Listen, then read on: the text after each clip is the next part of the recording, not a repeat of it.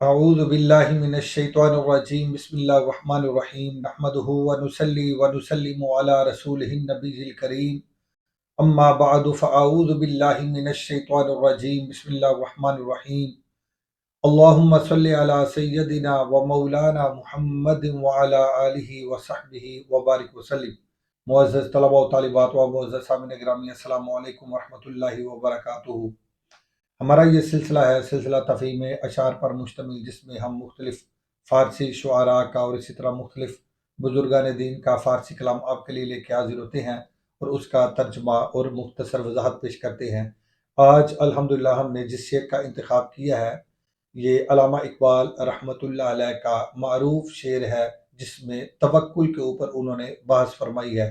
تو چلتے ہیں بلا تاخیر ہم آج کے شعر کی طرف۔ اقبال رحمۃ اللہ علیہ آپ فرماتے ہیں: گر خدا داری ز غم آزاد شو، گر خدا داری ز غم آزاد شو، از خیال بیش و غم آزاد شو، از خیال بیش و غم آزاد شو۔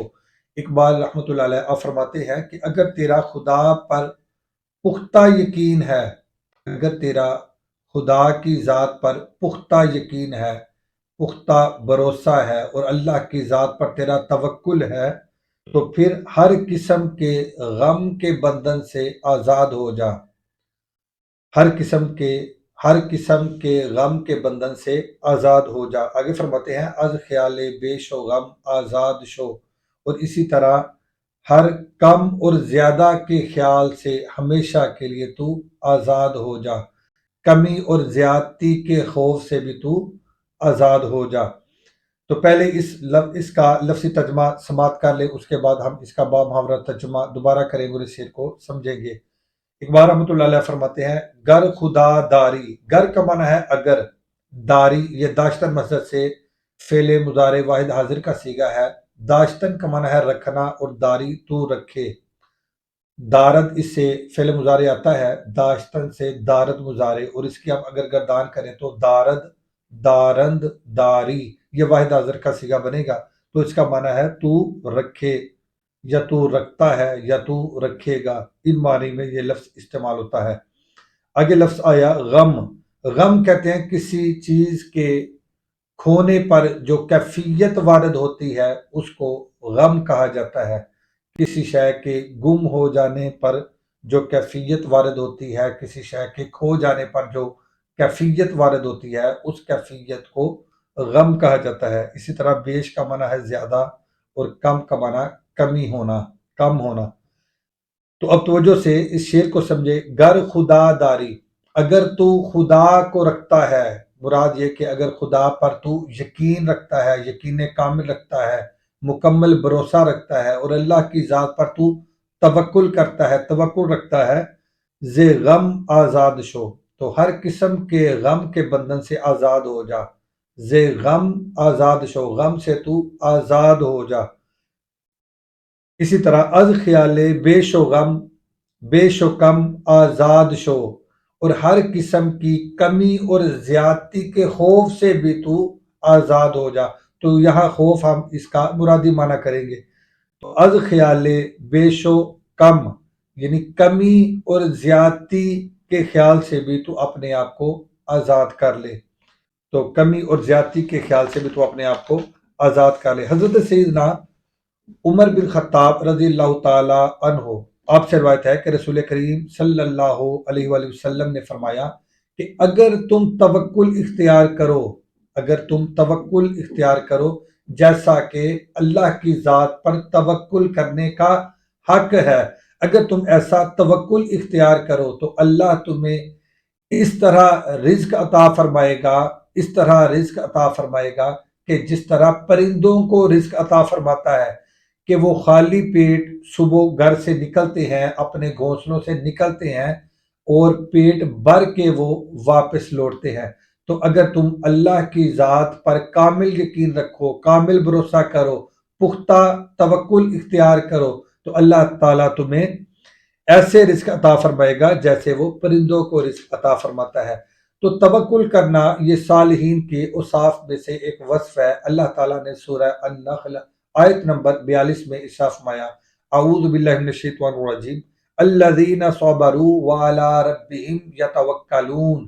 اللہ پاک نے ارشاد فرمایا کہ جن لوگوں نے صبر کیا اور اپنے رب پر توکل کیے رکھتے ہیں، تو توکل کرنا یہ اہل اللہ کے اوصاف میں سے ایک وصف ہے کہ وہ ذات باری تعالیٰ پر، کہ وہ رب العالمین پر توکل کرتے ہیں، پختہ یقین رکھتے ہیں، اللہ کی ذات پر بھروسہ کرتے ہیں۔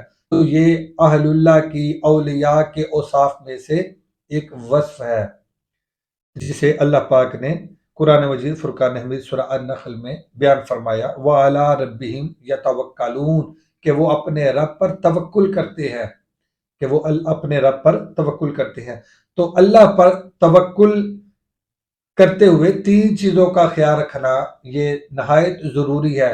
تین چیزوں کا خیال رکھا جائے۔ تین چیزیں کون سی ہیں؟ پہلی چیز یہ کہ توکل اسباب اختیار کرنے کے منافی نہیں۔ ایسا نہیں کہ اللہ کی ذات پر توکل کرے لیکن اسباب کو بندہ ترک کر دے، تو اسباب کو ترک کرنا یہ توکل کے منافی عمل ہے۔ اسباب کو اختیار کیا جائے پھر اللہ پر توکل کیا جائے، اسباب اختیار کیا جائے پھر اللہ کی ذات پر توکل کیا جائے۔ حضرت سیدنا انس بن مالک رضی اللہ تعالی عنہ سے روایت ہے کہ ایک شخص نے رسول کریم صلی اللہ علیہ وآلہ وسلم کی بارگاہ میں حاضر ہو کر عرض کی اور پوچھا، یا رسول اللہ صلی اللہ علیہ وآلہ وسلم، میں اپنی اونٹنی کو کھلا چھوڑ کر اللہ پر توکل کروں یا اسے باندھ کر اللہ پر توکل کروں؟ تو حضور نبی کریم صلی اللہ علیہ وآلہ وسلم نے ارشاد فرمایا کہ تم اپنی اونٹنی کو باندھو پھر اللہ پر توکل کرو۔ پہلے اپنی اونٹنی کو باندھو پھر اللہ پر توکل کرو۔ تو اسباب کو اختیار کرنا چاہیے، اور اسباب کو اختیار کرنا یہ توکل کے منافی نہیں، اور اسباب کو اختیار کرنے کا شریعت میں حکم ملتا ہے۔ اسی طرح حضرت سیدنا ابن عباس رضی اللہ تعالیٰ عنہ سے روایت ہے کہ اہل یمن حج کے لیے جاتے تو زاد راہ ساتھ نہ لے جاتے، اور وہ کہتے کہ ہم اللہ پر توکل کرنے والے ہیں، ہم اللہ پر توکل کرتے ہیں، اور جب وہ مکہ پہنچتے تو پھر لوگوں سے مانگنا شروع کر دیتے۔ تو یہ اسباب کو اختیار کرنا یہ توکل کے منافی نہیں۔ اسی لیے عازمین حج کے لیے ان کی شرائط میں سے ایک شرط یہ بھی رکھی گئی ہو کہ وہ ذات راہ پر قادر ہو، آنے جانے کا راستے کا خرچ اس کے پاس موجود ہو، پھر اس کے اوپر حج فرض ہے، پھر اس کے اوپر حج فرض ہے، وہ سواری پر قادر ہو، وہ ذات راہ پر قادر ہو، پھر اس کے اوپر حج فرض ہے۔ تو ذات راہ ساتھ رکھنا یہ توکل کے منافی نہیں، تاکہ ایسی نوبت پیش نہ آئے جیسے اہل یمن کے ساتھ ہوتا کہ وہ کہتے کہ ہم ذات راہ ساتھ نہیں لیتے، کیوں کہ ہم اللہ پر توکل کرنے والے ہیں، تو جب وہ مکہ پہنچتے تو پھر لوگوں سے مانگنا شروع کر دیتے۔ اس لیے اسباب کو اختیار کرنا یہ توکل کے منافی نہیں، اور ایسا توکل شریعت میں قابل قبول بھی نہیں کہ بندہ سب کچھ چھوڑ کے فقط اللہ کی ذات پر توکل کرے، یعنی اسباب کو چھوڑ کر اللہ کی ذات پر توکل کرے، تو یہ توکل کے منافی ہے۔ تو اسباب کو اختیار کیا جائے پھر اللہ کی ذات پر توکل کیا جائے۔ اسی طرح دوسری چیز یہ ہے کہ اللہ پر توکل کرتے ہوئے اس بات کو بھی پیش نظر رکھا جائے کہ اسباب کو اختیار کیا جائے اگرچہ وہ اسباب کمزور ہی کیوں نہ ہوں، اسباب کو اختیار کیا جائے۔ دیکھیں حضرت سیدہ مریم سلام اللہ علیہا، آپ کو حکم دیا گیا جب کہ وہ حالت زچگی میں تھی تو ان کو حکم دیا گیا کہ اس کھجور کے تنے کو ہلائیں، اس کھجور کے تنے کو ہلائیں۔ تو دیکھیں اللہ تعالیٰ ہر شے پر قادر ہے، ہر چاہت پر قادر ہے، ہر چیز پر قادر ہے۔ اگر وہ چاہے تو بغیر اسباب کے بھی وہ عطا کر سکتا ہے، لیکن اسباب کو اختیار کرنے کا حکم دیا گیا، سبب کو اختیار کرنے کا حکم دیا گیا، اور فرمایا گیا اور حکم دیا گیا کہ اے مریم آپ اس تنے کو ہلائیں، اس کھجور کے تنے کو ہلائیں، تو یہاں سے کھجوریں نیچے آئیں گی، کھجوریں اتریں گی، کھجوریں گریں گی، تو آپ ان کو تناول فرمائیں۔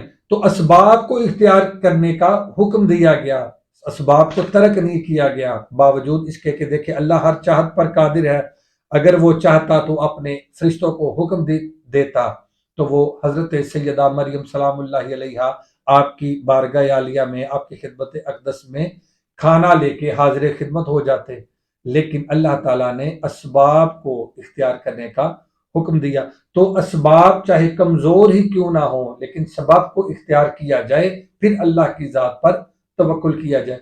اسی طرح تیسری بات یہ بھی یاد رکھی جائے کہ اعتماد ہمیشہ اپنی کوشش اور کاوش پر نہ کرے، بلکہ اعتماد ہمیشہ اللہ کی ذات پر کرے، بھروسہ اللہ کی ذات پر بندے کا ہونا چاہیے۔ تو توکل کے باب میں ایک تیسری بات یہ بھی ہے کہ جب بھی کوئی کام کرے تو اعتماد، بھروسہ اور توکل اللہ کی ذات پر کرے، اپنی کوشش کاوش پر اعتماد نہ کرے، اپنی کوشش پر اپنی کاوش پر بھروسہ نہ کرے، بلکہ اللہ کی ذات پر ہمیشہ بھروسہ کرے۔ تو ہر آسان اور ہلکے کام میں بھی بھروسہ اپنی طاقت پر نہیں بلکہ اللہ کی ذات پر ہونا چاہیے۔ تو اسباب کو ترک کر دینا یہ توکل نہیں، اسباب کو ترک کر دینا یہ توکل نہیں۔ توکل یہ ہے کہ سبب کو اختیار کیا جائے اور بھروسہ اللہ کی ذات پہ کیا جائے، اسباب کو اختیار کیا جائے اور بھروسہ اللہ کی ذات پر کیا جائے۔ اسی لیے علامہ اقبال رحمۃ اللہ علیہ آپ فرماتے ہیں، گر خدا داری اگر تو اللہ کی ذات پر کامل اور پختہ یقین رکھتا ہے، جے غم آزاد شو، تو پھر تو ہر قسم کے غم کے بندھن سے آزاد ہو جا۔ اگر تیرا اللہ کی ذات پر توکل ہے، اللہ کی ذات پر بھروسہ ہے، اللہ کی ذات پر یقین ہے کہ وہ ذات تجھے تنہا نہیں چھوڑے گی، وہ ذات ہر مقام پر تیری مددگار ہوگی، ہر جگہ پر ہر مشکل میں تیری دستگیری فرمائے گی، تیری مدد کرے گی۔ اگر تیرا یقین، تیرا اعتماد، تیرا توکل پختہ ہے، کامل ہے اللہ کی ذات پر، تو پھر ہر قسم کے غم کے بندھن سے آزاد ہو جا۔ از خیال بیش و غم آزاد شو، اور ہر قسم کی کمی اور زیادتی کے خوف سے بھی تو آزاد ہو جا۔ تو امید ہے کہ آج کا لیکچر بھی آپ اچھے طریقے سے سماعت کیا ہوگا، سمجھا ہوگا۔ آج کے لیے اتنا ہی کافی ہے۔ انشاءاللہ العزیز دوبارہ پھر کسی نئے ٹاپک کے ساتھ حاضر ہوں گے۔ اللہ حافظ۔ السلام علیکم ورحمۃ اللہ وبرکاتہ۔